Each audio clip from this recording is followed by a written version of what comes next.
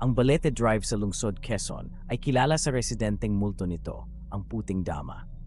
Ang alamat ay nagkukuwento tungkol sa isang maganda at batang babae na brutal na pinatay sa kalsadang ito.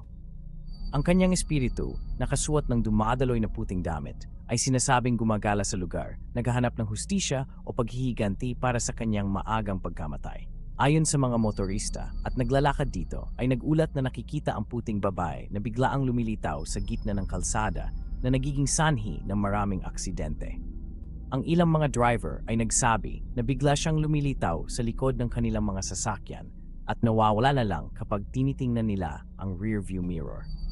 Ang aparisyon ay madalas na inilalarawan na may mahabang buhok na natatakpan ng mukha na nagpapadagdag sa nakakilabot na mga engkwentro.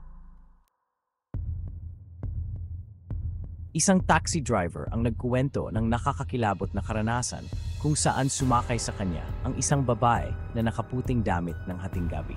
Hiniling ng babae na ihatid siya sa kalapit na kalsada, ngunit pagdating nila natagpuan ng driver na wala ng tao sa likod ng upuan.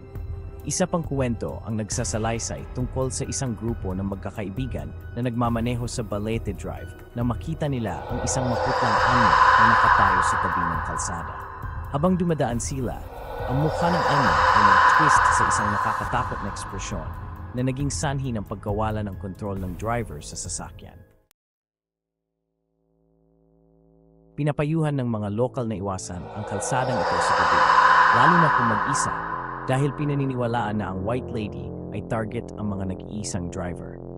Patuloy ang mga sightings hanggang sa kasalukuyan na nagpapanatili ng buhay sa alamat at nagpapataas ng takot sa mga dumaraan sa Balete Drive pagkatapos ng dilim. Gusto mo bang dumaan dito paggabi o hanap ka ng ibang daan? Naniniwala ka ba dito?